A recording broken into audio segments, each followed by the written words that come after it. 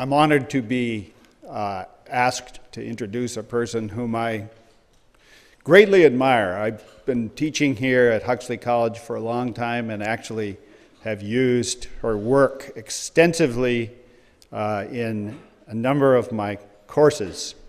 And it has been a great pleasure to get to meet her and to hear her speak, which I have had the honor of doing several times.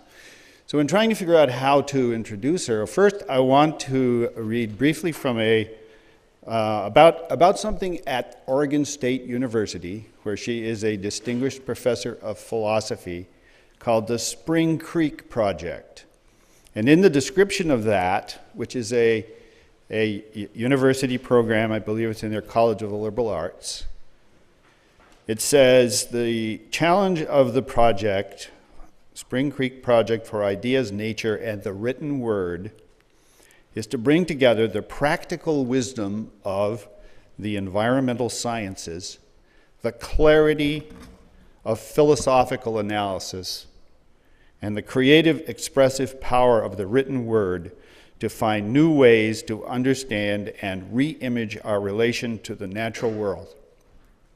And the reason that I wanted to share that with you is because that's, I think, exactly what Kathleen Dean Moore does in her books and in her teaching. And I know, too, that she was a founder of that program and its director for a while.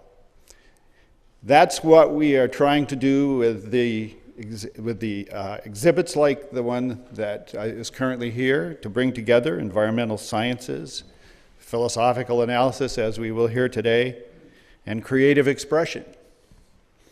And no one, I think, is doing that more significantly than Kathleen.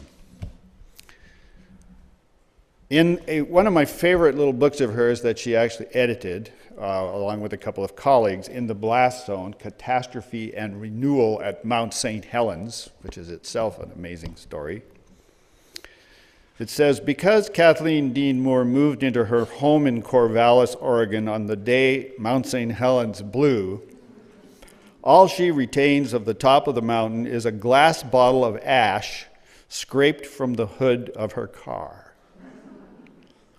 And I'm sure that day she started thinking about the significance of that event, as many of us did. But mountaintops, rivers, and forests are the setting for her places. Her books, River Walking, Hold Fast, The Pine Island Paradox, and Wild Comfort, all reflect her thinking about this amazing Pacific Northwest region and the world in general. She is Distinguished Professor of Philosophy, has been University Writer Laureate, and Director of the Spring Creek Project. So it is with, one more thing.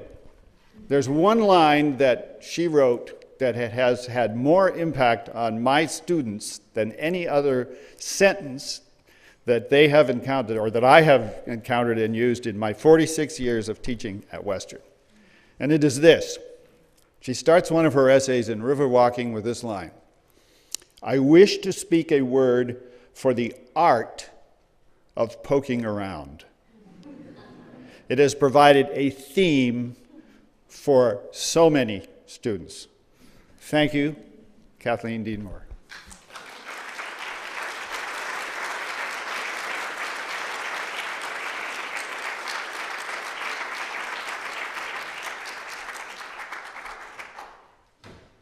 That was a lovely introduction. Thank you so much, and thank you all for coming out. I am so excited to be here. I have to just start that way. I love Bellingham. I think it's one of the most beautiful places on the face of the earth. And it's been given some of the most stunning gifts that the natural world has to offer: water and ice. And I've been over to the Vanishing Ice exhibit, which you have as well. Stunning, yes.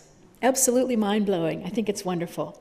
The other thing that I am really thrilled about is that I know that there are people in this audience who are people of extraordinary courage and extraordinary determination, who have been working very, very hard to protect the values that we all share. You know, it's easy to fall into despair. It's easy to fall into the metaphors and the mentality of war, us versus them. But what really thrills me about Bellingham, and I think uniquely among all the places I've been, is that that's not the way people are here. That what I see here is this deep and abiding love for a place that's embodied in social responsibility and then transformed into courage. You begin with your love, link it to social responsibility, manifest it in courage, and become a community of caring unlike anything I have ever seen. So my thanks to you. It reminds me of the courage and the determination of your terns. Are they still there over on all that concrete? No? What they do is that they fly south as far in the fall as they fly north in the spring, and so they live all their lives in light. I want to be one of those beings. I want to be like that. I want to be like you. I want my vision to be driven by this extraordinary love of this place. So I'm not going to talk about politics today. I'm going to talk about love and what it means and what it calls us to do. In honor of you all and in honor of the vanishing ice, I actually was able to find a picture of Bellingham in the snow. We live in a hinge decade. That's really what I want to say. We live in a hinge decade. You could drive a nail through this time, and all of history would balance on that point. We're the ones who are going to determine how the history of our time is told. We're going to be the ones who write this story of our time, and honestly, it could be a crime novel. It could be a horror story. It could be one of these apocalyptic teenage novels. It could. The story of our time could be a thriller. It will be a thriller with 1,000 plot turns. It could be a nihilist, absurdist farce. But I want to help tell the story of this decade, and I think you do too, as a love story. A love story about love for justice and love for our children and love for the earth itself. So let's just start doing that. So what is the setting? I mean, we all know what you need in a story. You need characters, you need setting, and you need some sort of crisis. Well, we've got the setting. Let's go through a couple of the facts. The facts of the rising sea levels, the facts of the increasing amplitude of the waves. My colleagues at Oregon State writing little skidoo things out in the waves to document how much steeper they are getting. Heavier storms, climate refugees. But people would say, stop. We know those stories. We're tired of hearing those stories. And I acknowledge that. I really don't like to tell those stories either. So what I want to do is just provide you with two facts, and they're the ones that drive me and drive my work. The first one is that because of greenhouse gases, the atmosphere is now collecting every day an extra and excess heat equivalent to the explosion of 400,000 Hiroshima nuclear bombs. Every day, extra heat beyond the usual. Today, yesterday, tomorrow, 365 days a year. Fact number two. The result is, according to a letter from 500 scientists led by a Stanford team, that unless we take concrete and immediate action, by the time today's children have grown to middle age, the life support systems of the earth will be irretrievably damaged. Who are these children? I know one of them. There she is. Her name is Zoe. She's my granddaughter. She is at this moment walking the streets of your town buying beer-making supplies with her father. In the evening, Zoe lies in bed. She uses a nightlight because she's a little bit afraid of the dark, and she giggles and she sings herself to sleep. Her favorite self-lullaby is laugh, kookaburra, gay your life must be. So she sings and she giggles, and I think, when she's middle-aged, the Earth's life support systems will be irretrievably damaged. My Zoe? Water to drink, fresh air to breathe, food systems to sustain her. I hear that child giggling, and I say to myself, it's over, that's it. I love her too much to do anything but try to keep her world from slipping away. Who am I ask myself, this child's grandmother. What is my purpose on this earth? I am love for that child. That is who I am. And my purpose on earth is to honor the moral consequences of that love. So that's really what I've come up to talk about, is the moral consequences of love.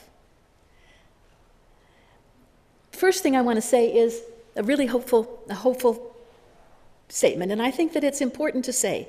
To be optimistic is to have hope and to back that hope up with love, and back up that hope up with data. So here's some data.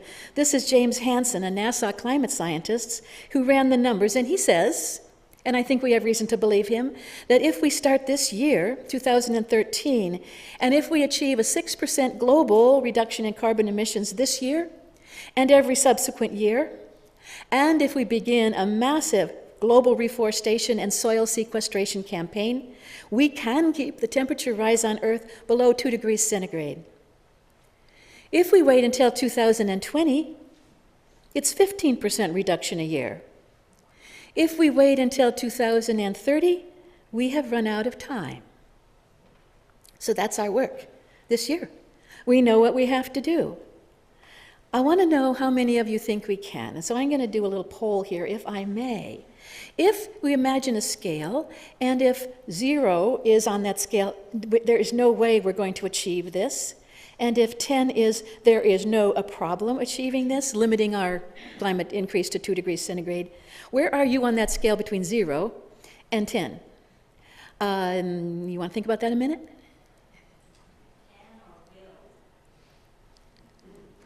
Will. That changes things, doesn't it? Of course we can. Okay, so how many out there are 10s? 9s? 8s?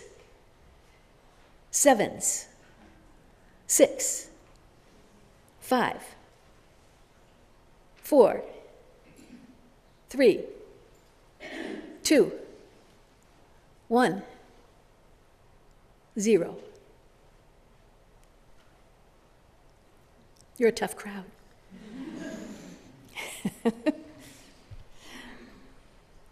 I've put myself on this scale at about a 4 until I taught a course with a whole bunch of students who wanted to learn about climate change and the moral obligations of our love for the land. And at the end of that term, my number was 6. My students edged me up that strongly, and the students also were edging up. And I said to them, what makes this increase? And all of them went around the room and they all said, it's because we have come into a community of caring. We've come into a community of very able people who are absolutely determined that we will make this work. I thought I was all alone. I was almost too lonely to bear. But now I understand that there are many of us in this struggle, and I see you here today and I feel exactly the same way. So here's what I believe. I believe that climate change is a scientific issue, it's a political issue, it's an economic issue, but it's fundamentally a moral issue, and it calls for a moral response. It's not only monumentally stupid, I would tell you, it's wrong to wreck the world. And to take what we need for our profligate lives and leave a ransacked and dangerously unstable for our world, for our children, that's a betrayal of our love for them. And to let it all slip away, the terns and the glaciers and the salmon and the streams and the ducks on the lakes, to let it all slip away because we're stuck like a to-do list to the refrigerator wall. That's unbearably sad, because it doesn't have to be that way. And when fossil fuel companies, to make astonishing and unimaginable profits, show themselves willing to take down the systems that sustain life on Earth, to trade those systems that sustain life in exchange for the executive salary of $32 million a year, what are we going to call that? Well, we're not into name-calling, are we? Even though, if someone were to ask me, I would call it moral monstrosity on a cosmic scale. We don't want name-calling. Doesn't get us anywhere. What we need is moral reasoning. What we need is giving reasons to support our decisions, giving reasons to support our views. And what we need is a reasoned public discourse about what are our deepest values, what do we care about the most, and what are the consequences of that caring. That's, I think, what we need in this country to get ourselves unstuck from our to-do lists. Scientists, bless their hearts, have done a beautiful job reaching a consensus about the facts of climate change and backing them up with evidence. And what we need is a corresponding consensus about the moral urgency of action, backed up by a clear idea of our values. That's what we need. And in case anybody has any doubts, let me pull a philosopher's move and offer you a categorical syllogism brought straight to you from Aristotle. Okay? Any argument that draws a conclusion about what we ought to do is going to have two premises. The first one is a factual premise. This is the way the world is. But you can't make a judgment about what we ought to do based only on facts alone. In order to do that, you need a claim about what we seek, what we ought to do, a normative claim based on moral reasons. What do we value? What should the world be like? What ought the world to be? If we have that, this is the way the world is, this is the way the world ought to be, then we can draw a conclusion about what we ought to do. And the reason that I'm emphasizing this in this place, in this time, is because I want you to notice, where do we do the work of the second premise? Where do we do the work of affirming our values? Scientists have their laboratories. What do the rest of us have? The point I want to make is that we have art. We have literature. We have churches. We have families. We have communities. We have classes. We have universities.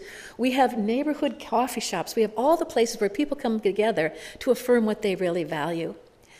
But the history of that discourse is recorded in our literature and it's recorded in our art, which is why it just thrills me to be here as part of an art show. Imagine inviting a philosopher to come to be part of an art show. What do we dream? What do we cherish? What do we seek? If we don't know this, if we're not clear about it, and I don't think we are in this country, then we don't know where to aim, and we end up in the kind of stalemate that we have perhaps now. So in order to try to advance this project of the second premise, my colleague and I asked 100 of the world's moral leaders to respond to this question, as many of you know. Do we have a moral obligation to the future, to leave a world as rich in possibilities as our own?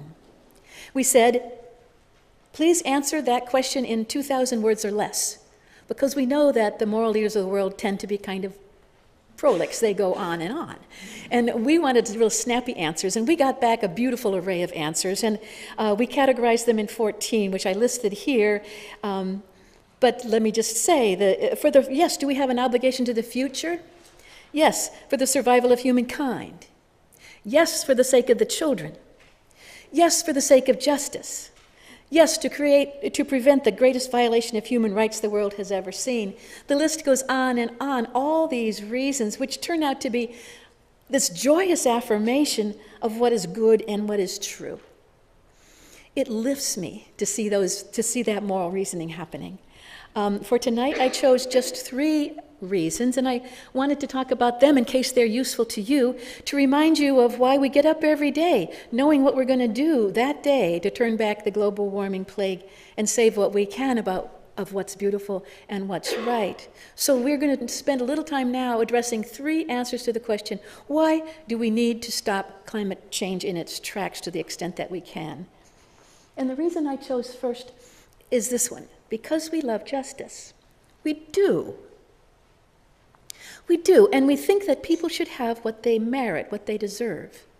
So climate change, I would submit, is a violation of justice. And the problem is not simply that people will suffer, although they will. They'll suffer unjustly in violation of any principle of distributive justice. And some people will enjoy the presumed advantage of the profligate use of fossil fuels. Some of those people will become obscenely rich, and they will do so by offloading the damage onto people who never knew its benefits and are powerless to resist, and even on those who are powerless to speak in their own defense. Who are these people who can't speak in their own defense? They're plants and animals. They're future generations. They cannot speak to us, or if they could, we don't know how to listen. They are marginalized people, literally and figuratively, on the margins of the economy, on the margins of the continents, and they are the children. So what we have is this if climate is undermined, if climate change is allowed to undermine the systems that sustain lives, what we're facing is the greatest violation of human rights this world has ever seen. I want to read you a quotation, a little piece by a woman named Sheila Watt-Cloutier, who is the former chair of the Inuit Circumpolar Council.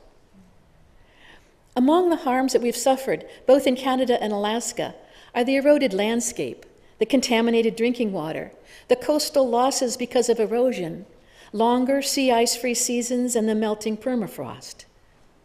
There are unpredictable sea ice conditions. Glaciers are melting, creating rivers instead of streams, and now we have more drownings. And it's becoming very stark, and it's starting to undermine the ecosystem, the very land, ice, and snow that we depend on for our own physical and cultural survival. What we are doing here is we are defending our right to culture, our right to lands traditionally used and occupied, our right to health, our right to physical security, our right to our own means of subsistence, and our rights to residence and movement. And as our culture is based on the cold, the ice, and the snow, we are, in essence, defending our right to cold. Reason number 2, because we love the children. Let's talk about the children. Children didn't make this mess.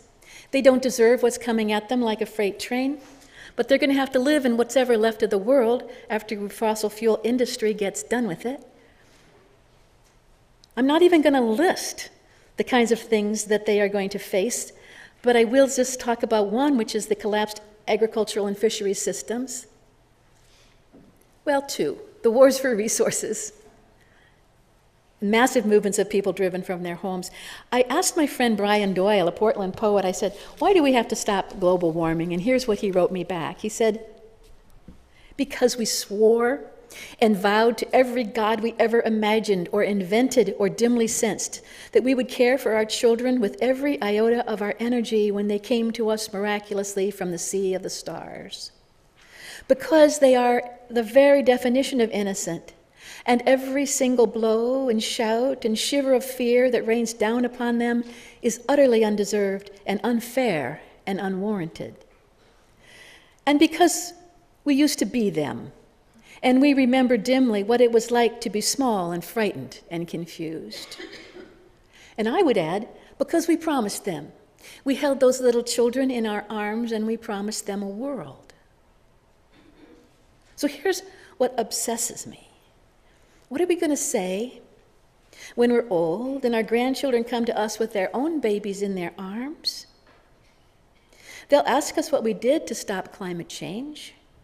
But before we can bring our voices to answer them, I think they'll interrupt us. Don't tell me you didn't know. You knew. Don't tell me you thought there was time. You knew there wasn't. Don't tell me you didn't know what to do. Anything would have been better than nothing. Don't tell me the forces against you were too great. Nothing is greater than the forces against us now. The piece that I've chosen to illustrate that is from Severin Suzuki, who gave this talk in front of an international climate conference when she was, I believe, 13. And here's what she said. At school, even in kindergarten, you teach us how to behave in the world. You teach us not to fight with others, to work things out, to respect others, to clean up our mess, to share and not be greedy. Then why do you go out and do the things you tell us not to do? We are your own children. You're deciding what kind of world we're growing up in. Parents should be able to comfort their children by saying, it's not the end of the world. But I don't think you can say that anymore. My dad always says, you are what you do, not what you say. Well, what you do makes me cry at night.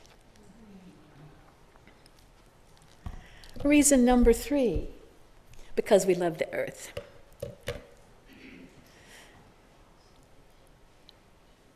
Let's change course. I am getting depressed by my own words. And it isn't fair to take you in on a beautiful afternoon and do the same thing to you. I want to talk about what we love about this place, just at least for a little while. I want to take a minute to rejoice in this place. I want all of us to call out the names of something that is glorious in this place and time. Let us fill this room with the names of things that are glorious in this place and time. I will start, you just chime in and shout it out. Western red cedars.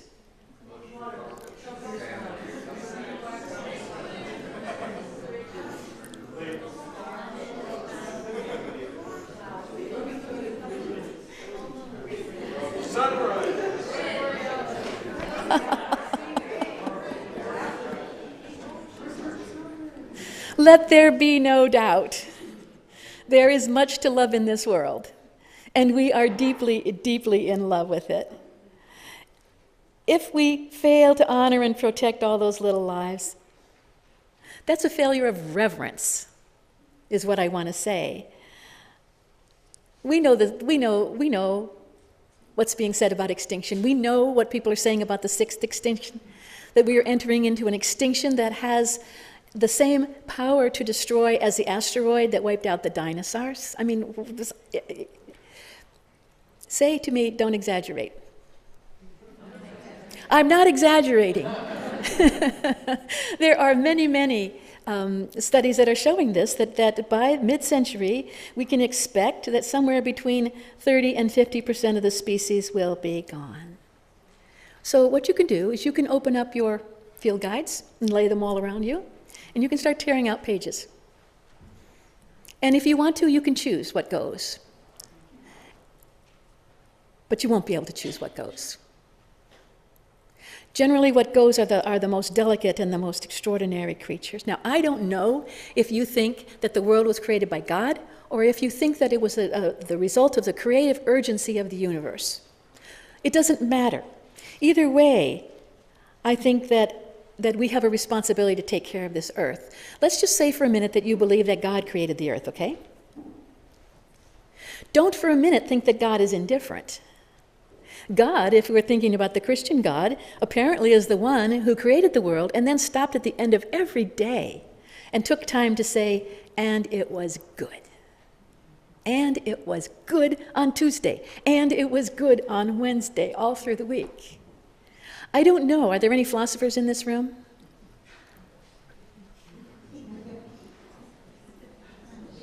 Okay. Never mind then, I was going to ask a philosophical question, but I'll ask it anyway. Can an omnipotent and omniscient God feel grief?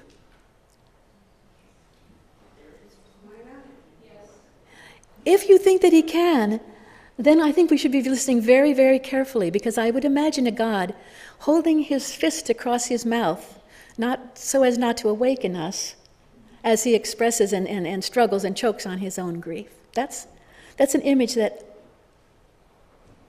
I listen for. But let's say you don't believe that. Let's say that you think the world was a result of the creative energy of the universe. All the same, wouldn't you agree that the world is irreplaceable? That it's essential? That it's beautiful and fearsome? That it's beyond human understanding and crazy creative? This is the language of the sacred. Reckless destruction is a failure of reverence. And that's what I would submit. And the piece that I've chosen to answer that are two paragraphs that are from the essay I wrote for this book. It's the call to forgiveness at the end of the day.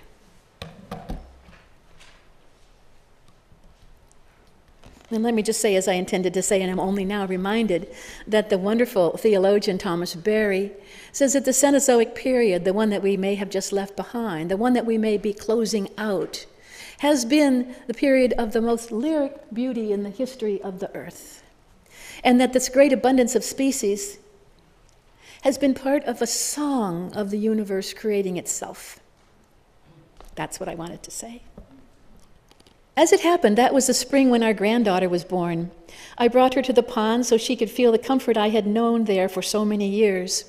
Killdeer waddled in the mud by the shore, but even then, not so many as before.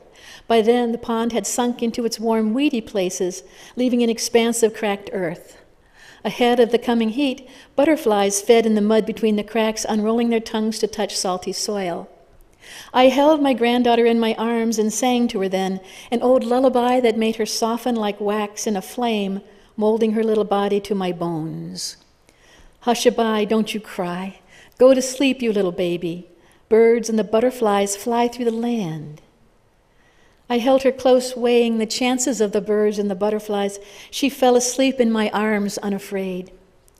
I will tell you, I was so afraid. Poets warned us, writing of the heartbreaking beauty that will remain when there is no heart to break for it. But what if it's worse than that? What if it's the heartbroken children who remain in a world without beauty? How will they find solace in a world without wild music? How will they thrive without green hills edged with oaks? How will they forgive us for letting frog songs slip away? When my granddaughter looks back at me, I will be on my knees, begging her to say I did all I could. I didn't do all I could have done. It isn't enough to love a child and wish her well. It isn't enough to open my heart to a bird-graced morning. Can I claim to love a child if I don't use all the power of my beating heart to preserve a world that nourishes children's joy? Loving is not a kind of la-di-da. Loving is a sacred trust. To love is to affirm the absolute worth of what you love and to pledge your life to its thriving, to protect it fiercely and faithfully for all time. Here, in the face of all this, and in the face of all my scolding, for which I am deeply embarrassed, here's what lifts my spirits and makes my pulse race. Scientists are running the numbers. The data points are mostly in, they're almost all in, and they're running the numbers. And they know pretty well how the chemicals are going to respond. They pretty much know how temperature responds to the chemicals, how the oceans and the weather respond to the temperature. That's just geophysics. What the scientists do not know is how the people will respond. That is the missing data point. And that's the data point of all of the others that we have perfect control over. That is what's going to make all the difference. And that's what's going to send the model spinning in an entirely different direction. That data point is how the people will respond. And given that that's important, that it's that critical and that important, what is holding us up? And I want to spend just a minute on that. Our options are limited. Our cities and our homes and our transportation systems are disgracefully designed. Destructive ways of living are protected by tangles of profit and power around the world. Corporations are behaving like psychopaths, and we are running out of time. How do we deal with that? We feel we're caught in a trap. On the one hand, it's possible to have blind hope. I don't know how we're going to do it. I don't know how the earth's going to save us or something's going to save us, but it's going to all turn out okay. That's a kind of moral abdication because it allows us to say that I don't have to do anything because everything's going to be all right. And on the other hand, we have this blinding despair. We say, no matter what I do, it's going to be terrible. And so that's a kind of moral abdication too, because no matter what I do, it won't make any difference. So either we have this blind hope or we have blinding despair, and either way, we don't have to do anything. But that's a fallacy, and in fact, I can name it. It's the fallacy of false dichotomy, because between the blind hope and the blinding despair is this broad ground that we call moral integrity. It's not acting out of hope or acting out of despair. It's acting in such a way that you achieve a matching between what you believe and what you do. It's acting in such a way that you walk the talk, as they say. It's making your life into a work of art that expresses your deepest values. We all can do this. To live gratefully because life is a gift, and for no other reason. To act reverently because we believe the world is sacred. To live simply because we don't believe in taking more than our fair share. And to act lovingly toward the world because we love it. You see what I'm getting at? That this is not goal-directed behavior. This is virtue-directed behavior. This is character. This is acting in such a way that we are true to who we believe as our deepest and best self. And that may mean a fierce and tireless and maybe even tragic defense of the world against the people who would wreck what we so deeply value. So what does our love call us to do? I love that. That was provided to me by good Christian Martin up at the North Cascades Institute. What does our love call us to do? Well, let me just point this out. You all live by a river. I live by a river. We are river people. And we have spent more than probably we should have in the way of time standing by rivers watching how they flow, right? Or sitting by rivers watching how they flow. And what we've learned is what makes a river change. So we're standing by a river, and we see this. We are standing by a river. We see the incredible volume of its flow. We see the incredible energy in its flow. And we say to ourselves, I could never stop that river. And then you look a little bit more and you see that when there's a rock that's been placed in the river, it changes the course of the current. It's just one little rock, but it changes the current. And suddenly the current is slowed, it drops its load, and it curls around back, and it reverses its flow. One rock in that big river. And so we learn about the way the river flows, and we get some sort of sense about what we also could do. We can drop stones in the river. And by that means, we can change the course of the river in small ways. So I say that because I think that it's important to consider the possibility. So let me ask you this question. What do you love too much to lose? That's the question of the hour, isn't it? If we're interested in what are the moral consequences of our love, we need to be sure what our love is aimed at. What do you value more than anything else? What would you live for? What, in fact, would you give your life for? A value that deep. And this is not a philosophical question in the sense that it doesn't require an answer. This is a real life question in the sense that it shapes your life. So what I'd ask you to do is just for a few minutes, turn to the person next to you, perhaps not the one you already know, introduce yourself, and brainstorm with that person, share with that person how you would answer this question. What do you love too much to lose? What is your deepest value? Go.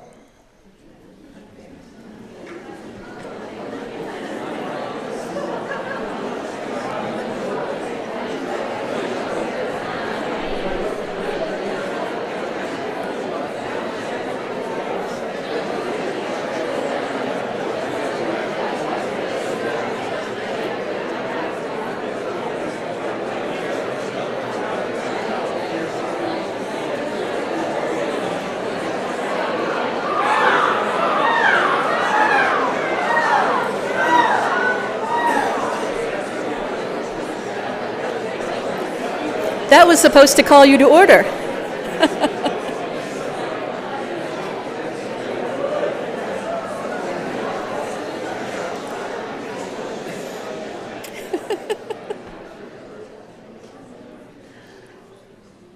I bet when you're on a trail and you hear a crow call, you stop and you look up. I love that. I love the volume of that because I know that the words that are in the air are words about what you really care about.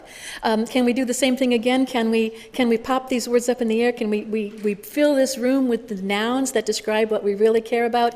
And if there's repetition, let it be a chorus, okay? We can't. Too hard? I have a dissenter in the crowd. Shall we shout him down? Okay, over here. What? What? Shout him out, shout him out, shout him out.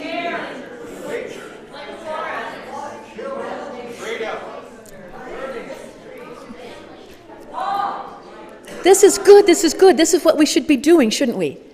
Is putting out to the world a statement of what we really care about. Not keeping it closed up in our heart, but shouting it out every morning. This is what I'm living for. This is what I care about. Now, the second question, you know it's coming, is given what you so deeply care about, and given that love has moral consequences and invites you to an exercise of imagination as to how you might live in keeping with those values, then let me ask you to spend a little time in similar conversations asking one another, given what you value, What stone can you drop in this river that is taking us towards ruin? What stone can you drop in this river that is threatening what you more deeply value than anything else? Because I didn't hear a single thing shouted out here that isn't going to be harmed by global warming, okay? Go ahead, see what you can come up with. Just a little stone.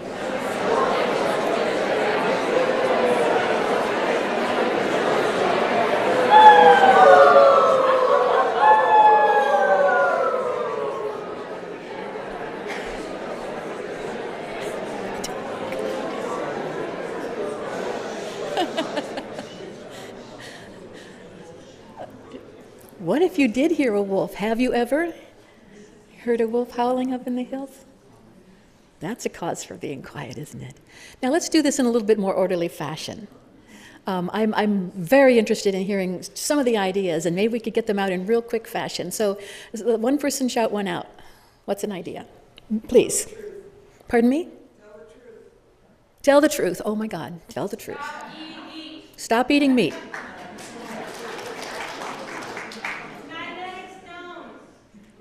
Magnetic stones. Magnetic stones. Educate. Walk. Walk. Oh, good. Recycle. Pardon me?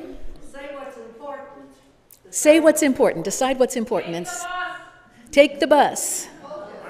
Focus. Good. Ask important questions and insist on a true answer. Change policies. Change policies. Prioritize posterity. I didn't hear it. Somebody help me. Prioritize posterity. Prioritize posterity. How about listen to the other side with compassion? Listen with compassion. Question consumerism. Question consumerism. Stop eating dairy. Stop eating dairy. Hey, she's on it.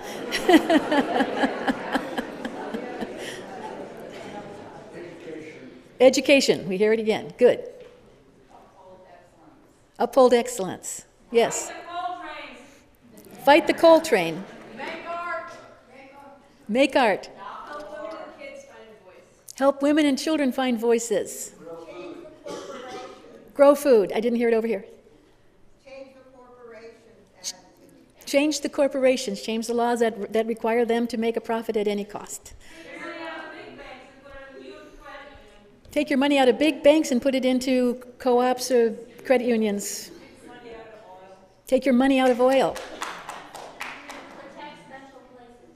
Protect special places. You guys are good. Indigenous wind power and solar power. Solar power, wind power. Support the guys you just voted in. Support the people you just voted in. Save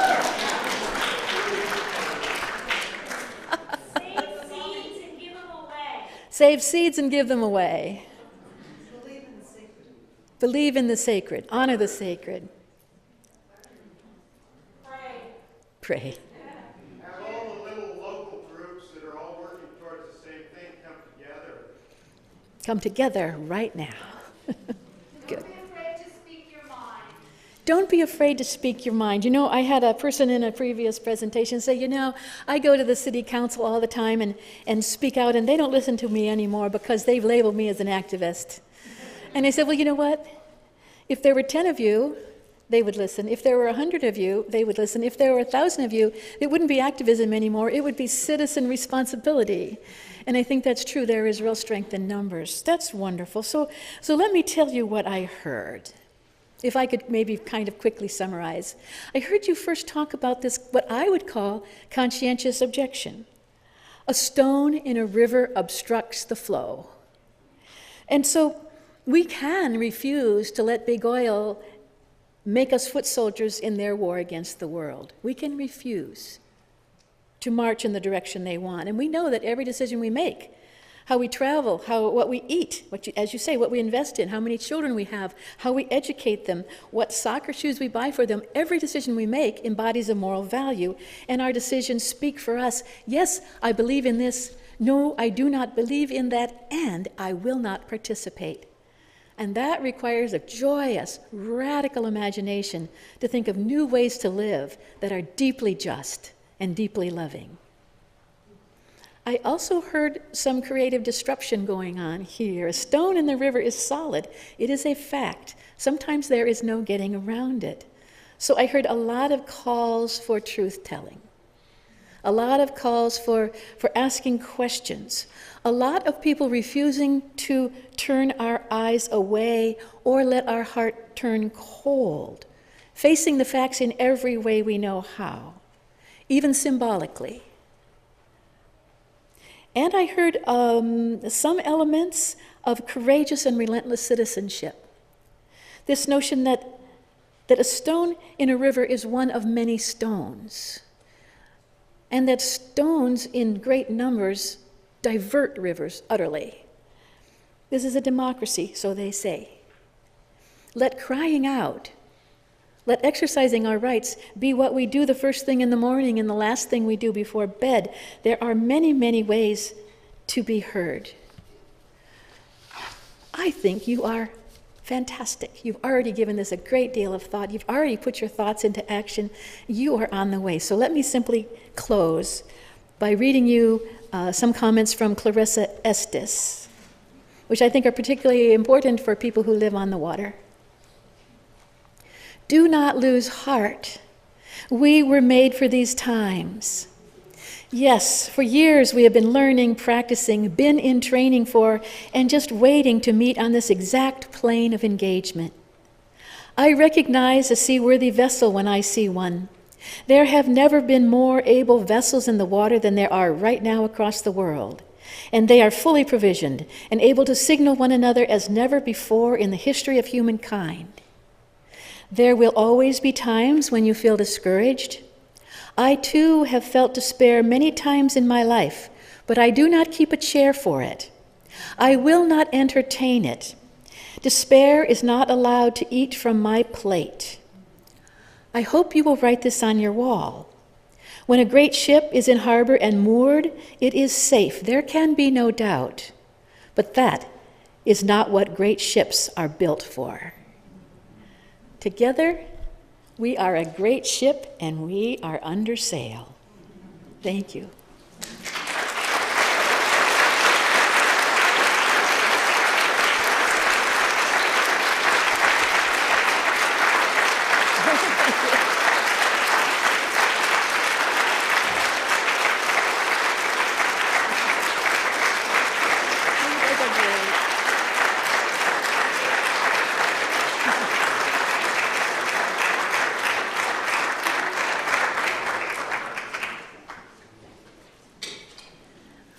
I'm always afraid of question and answers. But I would be happy to entertain questions and then engage in some discussion about what the answer might possibly be. This is a group, and that will be a group effort, okay? I think we spoke with one voice in this county about genetically modified, engineered food, particularly fish and crops and so on. How do we convince the other parts of this state that that may be something that we want to consider labeling? I think that everybody ought to have a right to know what's in their food, and I would like to also know how Coeur d'Alene and Idaho would react to that same referendum on the ballot. And you all heard the question, which raises questions also about the influence of money in elections. And how can conscience meet up on a playing field with extraordinary amounts of money? But the one thing that I think has a chance of beating out the economic arguments are the moral arguments. And I'd try that. What? Well, I'm saying that in many kind of cases, moral arguments are a trump card when it comes to making a case. People can't... That moral argument is more powerful than an economic argument because it's a trump card. Now, I'm not saying it's more powerful in this marketplace of ideas. But for example, you could make a very strong moral argument for slavery, but it would be wrong. And when you say it's wrong, that's an end of the discussion. So I would suggest that you look closely at how you might deal with the ethics of the question of genetically modified organisms. The whole premise of your talk is based on believing in climate change and then what can we do to change that. But I think the bigger problem that we have is that so many people don't believe in climate change. And I don't know what we can do with them to what kind of moral argument to use with them to convince them that climate change actually is true and happening. So that would be my question. Let's address that in terms of the practical syllogism. You remember my syllogism up there? Where if you reach a conclusion about what you ought to do, that's a valid argument. I could go back to it, but you have it in your minds, right? That's a valid argument. If the premises are true, the conclusion necessarily follows. So if you want to deny the conclusion, you have to deny one of the premises. Now, are you going to stand there and, as if you're a climate denier, if you don't want to change, say, for example, oil company practices, you're perfectly happy wrecking the world, and you don't want to create any change or limit your freedom to wreck, then you can deny either of those two premises. You can either say, no, I don't see a problem at all with wrecking the world for the children. Or you can say, no, I don't believe the facts. What are you going to do? The logic of the situation forces people to deny climate change in order to reach the right conclusion about what we ought to do. So it should not surprise us that the debate is engaged on the field of science rather than on the field of ethics. Because it's very, very difficult for a corporation or anyone else to stand up and say, I don't value the future of children. I don't value the lovely things on earth. I don't even care very much about justice. That doesn't go over very well. How much easier it is to say, I believe that there's uncertainty in the conclusions of the scientists. So we should not be surprised. And my own view about how to deal with people who are climate deniers, the hardcore climate deniers, my answer is not at all. The number of people who still are certain that climate change is not happening is roughly equivalent to the number of people who are certain that Elvis Presley is still alive. I don't have time to be distracted because distracting me is exactly what they want to do. They'll learn. I just wonder, what is your view on population control?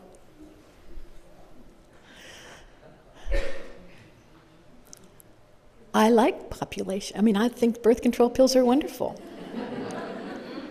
They are wonderful. But I'm being facetious. Obviously, there are too many people on the earth, and obviously there are going to be way too many people on the earth. And overpopulation is really serious because it dramatically decreases our chances of coming up with solutions. As we transform, what we're doing is we're transforming the biomass of the earth into human biomass, right? Until there's very little left of the natural biomass and quite a lot left of human biomass. So I think that those people who debate the carrying capacity of the earth as to whether there is a limit, I think that there clearly is a limit to what the earth can do. The best answer, I think, and it comes from Alan Wiseman, the author of The World Without Us, who's been traveling all over the world looking for success stories in climate change. An extraordinary effort of journalism is finding, as other people have found again and again, that the best way to control the population is to educate and empower the women. That's our job. One more question. Where is it? It's here. You said that there's strength in numbers, and I wanted to know what you thought about people who say that they don't have time to help the cause or they don't have money to help the cause, because if you look at who's shopping at PCC, who's shopping at Whole Foods or co-ops, the people are usually on the wealthier side, or they're a lot more knowledgeable. What would you say to people who make those excuses? How would you help them start?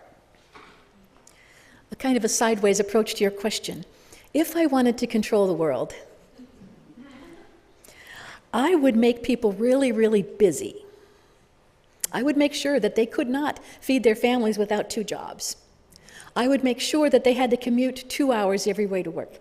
I would make sure that they could barely scrape by. I would do everything in my power to press them on their time. I would try to destroy the school so they had to do their best to raise their children and educate them. I would destroy healthcare. I would destroy all the different things that allow a person to have time.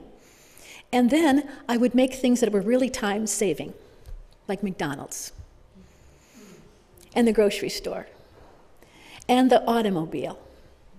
And then pretty soon, because people had no choice, they would come to me and do what I wanted them to do. So the first thing I would say to a friend who said, I just don't have time to shop at the co-op, is that an example? I don't have time to shop at the co-op or I have to bag my own stuff. The answer would be, you are a victim. I understand you are a victim. You are a victim of a system that makes your time a commodity and then sells it back to you. Good. You folks, I love you. I love Bellingham. I love what you're doing with the coal trains. I love your art, science, community network, and I thank you so very, very much.